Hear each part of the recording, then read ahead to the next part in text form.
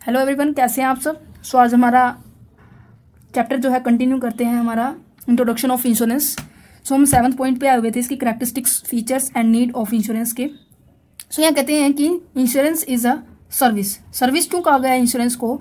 ये कहते हैं कि insurance is a service because nothing is actually produce and there is no tangible item being exchange. That means आपने देखो, ये इंश्योरेंस क्या है, एक स्मॉल सेविंग मेथड है जिसके अंदर हम सेविंग करते हैं और कुछ टाइम के बाद हमें वो अमाउंट वापस मिल जाती है और साथ में हमारी इन्वेस्टमेंट भी हो जाती है और प्लस अगर लाइफ का है तो हम उसे एश्योरेंस बोल देते हैं। ठीक है। और देखिए, एक जगह है जहां पर हमने अपना पैसा डिपॉजिट करवाया और कुछ टाइम के बाद वो पैसा हमें वापस मिल जाएगा। ये सर्विस ही तो है। तो ये कहते हैं कि इंश्योरेंस क्या है, एक सर्विस है जो एक पॉलिसी होल्डर को दी जाती है। टेंजेबल क्या होती है, हमारी प्रीमियम होती है जो हम प्रीमियम पे करते हैं, एज ए कंसिडरेशन पे ऑफ करते हैं हम इंश्योरेंस कंपनी को। बट जो बाद में जो अमाउंट मिलती है हमें, ये क्या होती है, एक तरह की सर्विस होती है। बैंक भी अपनी इसी तरह से सर्विस देता है, इंश्योरेंस कंपनी भी हमें इसी तरह से सर्विस प्रोवाइड करती है। और कहते हैं company only guarantee to indemnify the person as per their term of a contract. Company क्या करती है, गारंटी देती है उसकी पर्सन की क्षतिपूर्ति को वापस लौटाने के लिए, परंतु क्या होना चाहिए, as per the term of contract. Contract में वो सभी चीजें लिखी होनी चाहिए जिस चीज की आप डिमांड कर रहे हैं, जिस चीज के प्रति आप अपना क्षतिपूर्ति रिसीव करना चाहती हैं। इंडेमनीफाई का मतलब होता है क्षतिपूर्ति, जो आपको नुकसान हुआ उसे बोला गया। ठीक है। तो क्या है, as per the term conditions के अकॉर्डिंग होना चाहिए। नेक्स्ट कहते हैं कि insurance is not a gamble. देखिए, गैम्बलिंग, जिसे हम इसे गैम्बलिंग भी बोल देते हैं, जो सट्टेबाजी होती है, स्पेकुलेशन सिस्टम होता है। ठीक है। जो आपको एग्जांपल दूं तो जैसे क्रिकेट मैच की जो हमारी पहले से सेटिंग की जाती है वो गैम्बलिंग के पॉइंट ऑफ व्यू से स्पेकुलेशन सिस्टम होता है, सट्टेबाजी होती है। बट इंश्योरेंस ऐसा कुछ नहीं होता, इसमें एक तरह की इन्वेस्टमेंट होती है। इसलिए कहा गया है कि जो इंश्योरेंस और गैम्बलिंग एक तरह से दिखाई देते हैं, बट इनमें क्या है, डिफरेंस है। क्या डिफरेंस है कि गैम्बलिंग इज इलीगली एक्टिविटी, ये क्या है, अवैधानिक, मतलब कि कानून के अंदर नहीं आती ये एक्टिविटी। पर इंश्योरेंस कंपनी सारी लीगली एक्टिविटीज होती है। ठीक है। गैम्बलिंग क्या है, स्पेकुलेटिव रिस्क है, सट्टेबाजी का एक रिस्क है। अगर वो जिसके ऊपर आपने पैसे लगाए हैं, अगर आप वो हार गए तो पैसा आपको मिलेगा ही नहीं। परंतु जो इंश्योरेंस के अंदर अगर आपने पैसा इन्वेस्ट किया है तो प्योर है, सिक्योर भी है और वो आपको कुछ टाइम के बाद वो रिसीव भी हो जाएगा। ठीक है। स्पेकुलेटिव रिस्क होता है कौन, गैम्बलिंग। बट इंश्योरेंस ऐसा नहीं होता। गैम्बलिंग क्या कहते हैं कि एक अननेसेसरी रिस्क है।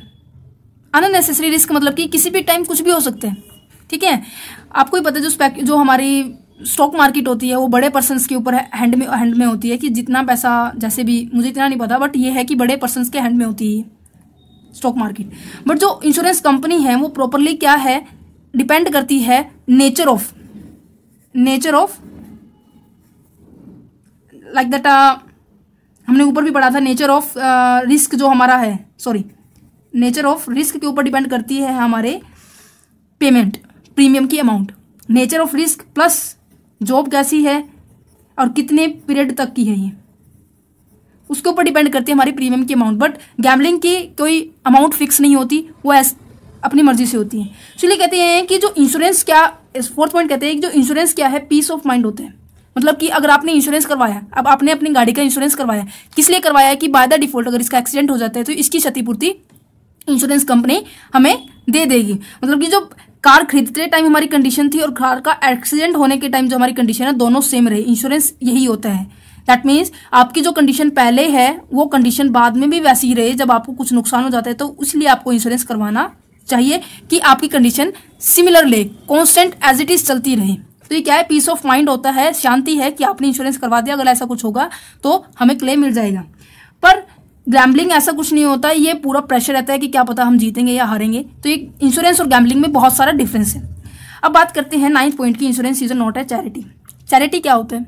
देखिए, आप कहीं पे डोनेशन देते हैं, डोनेशन देने के बाद क्या आपको उससे कोई बेनिफिट मिलता है? हाँ, बस दुआएं मिल जाएंगी। अगर आपने एग्जाम्पल दूं मैं भंडारे का, कहीं जागरण हो रहा है, भंडारा हो रहा है, आप वहां पे 100, 200, 51,000, 52,000 की पर्ची कटवा देते हैं, तो क्या होगी, वो चैरिटी होगी। या किसी के वृद्ध आश्रम के स्थान पर आप उसका डोनेशन दे सकते हो, ये क्या है, चैरिटी है। बट इंश्योरेंस चैरिटी नहीं है। इंश्योरेंस में आपको प्रीमियम फिल करने के बाद कुछ टाइम के बाद वो पैसा वापस मिलेगा, पर चैरिटी में ऐसा कुछ नहीं होता। हमें ना तो वापस मिलता, ठीक है, पैसा इसलिए कहते हैं कि consideration is the main point of the difference between the charity and the insurance. Consideration इसका मेन पॉइंट है डिफरेंस किस किसके बीच में, चैरिटी और इंश्योरेंस के बीच में। कंसीडरेशन क्या होता है, हमारी प्रीमियम होता है जो हम फिलअप करते हैं during the period policy time के time. Charity is given without the consideration, charity क्या है, बिना कंसीडरेशन के की जाती है। बट इंश्योरेंस क्या है, हमें पहले कंसीडरेशन करनी पड़ेगी, किसके पॉइंट ऑफ व्यू से, प्रीमियम के माध्यम से। पर्सन और institutions who receive the charity, कोई भी पर्सन है या फिर इंस्टीट्यूशन है जो रिसीव कर रहा है हमारी चैरिटी को, do not provide any protection to the person who give the charity, वो किसी भी तरह की प्रोटेक्शन नहीं प्रोवाइड करेगा कि हाँ आपने पर्ची कटवा दी तो आपकी अगर जिंदगी में कुछ हुआ, आपकी गाड़ी का नुकसान हो गया तो हम उसे पैसा लुटा देंगे, ऐसा कुछ नहीं होता ना। तो इंश्योरेंस कंपनी और चैरिटी में यही डिफरेंस है कि वो किसी भी तरह का प्रोटेक्शन नहीं करती। इंश्योरेंस कंपनी हमें प्रोटेक्शन, हमारा क्लेम अगेंस्ट द रिस्क को हम सिक्योर हो जाते हैं, हम पीसफुली माइंड से रहते हैं कि हाँ हमने इंश्योरेंस करवा लिया और हम निश्चित होकर हम सब कुछ कर सकते हैं। तो इसलिए कहा गया charity is not a contract. इसका फर्स्ट डिफरेंस हमारा ये रहेगा। सेकंड डिफरेंस इज दैट इसके अंदर हमारा प्रोटेक्शन नहीं करती चैरिटी और इंश्योरेंस हमारा प्रोटेक्शन करती है। Third point is that charity हमारा कॉन्ट्रैक्ट नहीं होता बट इंश्योरेंस हमारा एक कॉन्ट्रैक्ट होता है। किस किस के बीच में, एक इंश्योरर के बीच में एंड एक इंश्योर्ड के बीच में, ठीक है। नेक्स्ट पॉइंट देखिए कि कॉन्ट्रैक्ट ऑफ इंडेमनिटी, मतलब कि समझौता किसका, क्षतिपूर्ति का। देखिए आप जब भी आप इंश्योरेंस करवाते हैं अपनी की व्हीकल का करवाते हैं या फिर किसी भी तरह का इंश्योरेंस करवाते हैं, वो एक तरह के कॉन्ट्रैक्ट होते हैं। अगर देखिए इसमें पढ़ के बताती हूँ, an insurance contract is a contract of indemnity, it means the actual amount of loss not exceed the amount of contract shall be paid in case of the loss. ये कहते हैं कि जितनी, एग्जाम्पल के साथ समझिए कि जितनी उसका प्राइस है, मान लो कि मेरे पास एक कार है जिसका प्राइस हमारा 12 लाख है, ठीक है। आप उसका इंश्योरेंस कितने का करवाओगे, 12 करोड़ का करवा दोगे, नहीं करवाओगे ना। तो क्या है, एक पर्टिकुलर अमाउंट तक ही आप इंश्योरेंस करवा सकते हैं और बाय द डिफॉल्ट इस कार का एक्सीडेंट हो गया तो इंश्योरेंस कंपनी, और एक्सीडेंट होने के बाद जो 12 लाख की गाड़ी में से आपका मान लो 10 लाख का नुकसान हो गया, 2 लाख की बच गई है, ठीक है। तो insurance company just only claim 10 lakh का ही करेगी। ये बात बिल्कुल ध्यान से समझ लो। ये नहीं है कि आपने 12 लाख का करवाया और 10 लाख का 12 लाख का आपने इंश्योरेंस करवाया और 10 लाख का आपका नुकसान हो गया, तो ये नहीं कहोगे कि आप हमें 12 लाख ही चाहिए।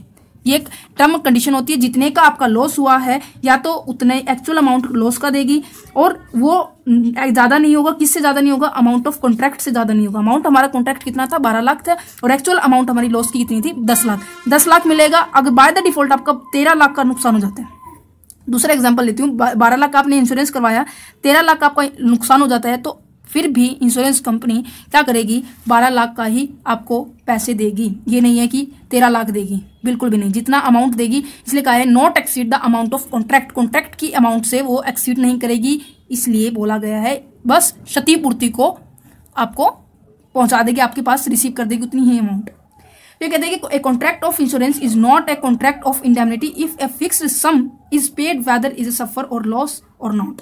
ये कहते हैं कि जो हमारी जनरल इंश्योरेंस होती है, जिसको हम कॉन्ट्रैक्ट ऑफ इंडेमनिटी कहा जाता है, जब तक कोई भी चीज, मतलब जब तक आपके साथ वो घटना घटित नहीं हो जाती तब तक आपको उसका पैसा भी नहीं मिलेगा, ठीक है। नेक्स्ट पॉइंट कहते हैं कि ऑलमोस्ट गुड फेथ। ये कहते हैं कि जो हमारे इंश्योरेंस कंपनी के अंदर जब हमारा कॉन्ट्रैक्ट होता है इंश्योर्ड और इंश्योरर के बीच में, तो किसके बेस पे होता है, गुड फेथ के ऊपर होते हैं। ये कहते हैं कि इस कॉन्ट्रैक्ट को हम उबारिमिया फिदई भी बोलते हैं, और इस कॉन्ट्रैक्ट के बेस पे क्या नाम मतलब है कि सारा की सारी बातें क्या है, डिस्क्लोज होना। किन किन की बातें डिस्क्लोज होना, जो इंश्योरेंस कंपनी पूछ रही है और जो इंश्योर्ड पर्सन बता रहा है वो सारी की सारी सच होनी चाहिए, ठीक है। सारे all material fact should be fully disclose by both the party, दोनों पार्टी के रिगार्डिंग सारी की सारी बातें बतानी हुई। अब देखिए, जो हमारे पास इंश्योरर है और एक इंश्योर्ड है, इनके पास क्या क्या बात हो सकती है। इंश्योर्ड के पास बात हो सकती है कि वो अपनी हेल्थ के बारे में, अपनी फैमिली की हिस्ट्री के बारे में, अपनी लाइफ के बारे में, उनके जो रिस्क फैक्टर है उनके बारे में पूरी तरह से डिस्क्लोज करें, किसी भी तरह से वो छुपाए ना, मतलब कि पूरी पंक्चुअलिटी, इंटीग्रिटी और ऑनेस्टी के साथ वो अपने सारी बातें उससे सामने बताएं। और इंश्योरर का पॉइंट क्या रहेगा, वो कंपनी की सारी पॉलिसी को जितनी भी टर्म कंडीशन है, रूल रेगुलेशन है, उन सभी को क्या है डिफाइन करे और कितने टाइम के बाद इसका क्या बेनिफिट रहेगा, क्या बेटर पॉलिसी चल रही है, वो इसको बताएगा। और जो अपने बारे में इंफॉर्मेशन है वो इंश्योर्ड इसको बताएगा। तो ये कहते हैं कि गुड फेथ का मतलब यही है, ठीक है। तो ये फुल्ली ट्रूथ होना चाहिए and in position of the results whether is a risk should be accept, मतलब ये सही, यही बातें कही गई है इसमें सारी, ठीक है। अब नेक्स्ट पॉइंट देखिए, कहते हैं कि insurance contract is a type of a general contract. ये कहते हैं कि जो इंश्योरेंस कॉन्ट्रैक्ट है वो कैसा है, जनरल कॉन्ट्रैक्ट है। देखिए, insurance contract is a type of a general contract and it is convert under Indian contract act 1872। इसे कन्वर्ट कर दिया गया है इंडियन कॉन्ट्रैक्ट एक्ट के अंदर 1872 के अंदर as per the section 10 of the act an agreement having the free consent of parties lawful considerations. देखिए, ये कहते हैं, ध्यान से समझिए, आपको ही पता है जब भी कोई कॉन्ट्रैक्ट करते हैं तो उसके साथ 3 कंडीशन होनी चाहिए। सबसे पहली पार्टी क्या है हमारी, फ्री कंसेंट होनी चाहिए, मतलब कि उसके साथ कोई जबरदस्ती नहीं की होनी चाहिए कि हाँ आप मेरे साथ कॉन्ट्रैक्ट कर लीजिएगा, कोई जबरदस्ती नहीं होनी चाहिए, फ्री कंसेंट होनी चाहिए, उसकी आप खुद की सहमति होनी चाहिए। सेकंड कहते हैं कि लॉफुल कंसिडरेशन, जो भी काम कर रहे हैं वो वैधानिक होना चाहिए, कोई भी इलीगली नहीं होना चाहिए जिसके कारण किसी दूसरे पर्सन को हानि उठानी पड़े। लॉफुल कंसिडरेशन क्या होता है कि जैसे एग्जांपल मैं दूं, जैसे मैं आपको 10 लाख रुपए दूंगी अगर आप किसी का एक्सीडेंट करवा दो, क्या ये लॉफुल कंसिडरेशन है? नहीं ना। ये किसी का एक्सीडेंट करवाना, किसी के जान को के ऊपर खेलना, मतलब कि ये क्या है, गलत काम है, तो ये लॉफुल कंसिडरेशन नहीं होगा। ऐसा काम करना जिसके साथ प्रतिफल हमारा अच्छा मिले, ये तो हमारा बुरा एग्जाम्पल था। अब हम एक अच्छा एग्जाम्पल लेते हैं। क्या है एग्जाम्पल? जैसे एक कंपनी के अंदर एम्प्लॉय है मिस्टर एक्स, ठीक है, ये उस कंपनी के अंदर काम कर रहा है और काम करने के बदले उसे पैसे मिल रहे हैं 10,000 रुपए, ठीक है। तो ये क्या है, काम करने के बदले उसे पैसे मिले और पैसे मिलने का कारण क्या था, उसने उस कंपनी के रिगार्डिंग काम किया, सर्विसेज प्रोवाइड की उसे, तो ये क्या है, फुल्ली लॉफुल कंसिडरेशन, उसे प्रतिफल मिला एक अच्छे काम करने के लिए, उसे मेहनत की, ये मेहनत का काम नहीं था, ये किसी की जान लेना कोई अच्छा काम नहीं होता, ठीक है। Lawful object is a contract, properly lawful object होना चाहिए। उद्देश्य क्या है, अगर कोई कंपनी चला रही है मेडिसिन सप्लाई करने का, अच्छी बात है, बट मेडिसिन के साथ साथ वो एक्सपायरी मेडिसिन को सप्लाई करे तो उसका ऑब्जेक्ट क्या है, लॉफुल नहीं होगा। दोनों में डिफरेंस आ गया समझ में? तो ये क्या है, इंश्योरेंस कॉन्ट्रैक्ट है, एक जनरल कॉन्ट्रैक्ट है। जब भी हम कोई कॉन्ट्रैक्ट करते हैं तो हमने जब वो बिजनेस लॉ के अंदर जब हमने पार्टीज की कंसल्टेंसीज का चैप्टर किया था तो उसके अंदर भी यही 3 के ऊपर एक क्वेश्चन आता है, बहुत बड़ा क्वेश्चन आता है, बट यहाँ पे इंश्योरेंस में जस्ट कॉन्ट्रैक्ट की रिगार्डिंग, कॉन्ट्रैक्ट में क्या क्या चीज इंपॉर्टेंट होनी चाहिए, वो फ्री कंसेंट होना चाहिए, आपसी अपनी खुली सहमति के साथ उसे कॉन्ट्रैक्ट में भागीदारी लेनी चाहिए, फुली लॉ कंसिडरेशन होना चाहिए। और यहाँ पे एक और बात नहीं बताई हुई, मैच्योरिटी, माइनर पर्सन 18 साल से कम का कोई भी कॉन्ट्रैक्ट नहीं कर सकता, 18 से ऊपर का होगा कोई बच्चा, कोई व्यक्ति, तो वो कॉन्ट्रैक्ट में हासिल मतलब अपनी हिस्सेदारी ले सकता है। ये हो गई है हमारी कैरेक्टरिस्टिक्स कंप्लीट। अब नेक्स्ट वीडियो में करेंगे हम प्रिंसिपल ऑफ इंश्योरेंस की क्या क्या प्रिंसिपल है। Very very much important topic, because ये एग्जाम के पॉइंट ऑफ व्यू से हमेशा आता ही आता है। Thank you for watching this video, have a nice day.